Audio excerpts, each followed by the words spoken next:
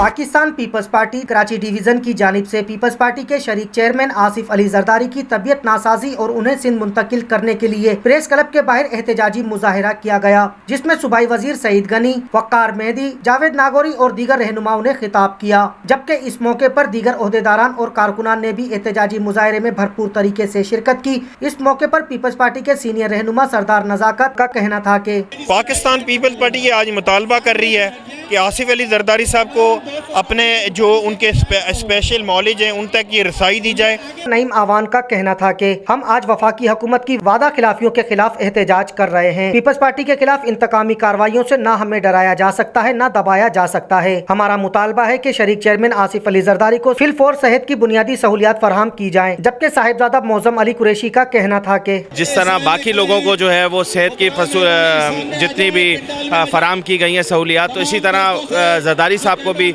सहूलियत फराम करनी चाहिए। उनकी तबीयत बहुत नासाज है और लेकिन मैं सलाम पेश करता हूँ मर्द हुर जनाब आसिफ अली जरदारी साहब। ये गवर्नमेंट जो है सियासी इंतकाम का निशाना बनाना चाह रही है और 18वीं तरमीम के प्रेशर, मगर मर्द हुर उनके सामने झुकेंगे नहीं, इंशाअल्लाह सुरखरू होकर वापस आएंगे। एहतजाजी मुजाहिरे में रहनुमाओं, कारकुनों समेत खवातीन ने भी बड़ी तादाद में शिरकत की और पीपल्स पार्टी के शरीक चेयरमैन आसिफ अली जरदारी के हक में नारेबाजी की। कैमरामैन रियाज ख्वाजा के साथ Mehtab Hussain, M7 City News, Karachi.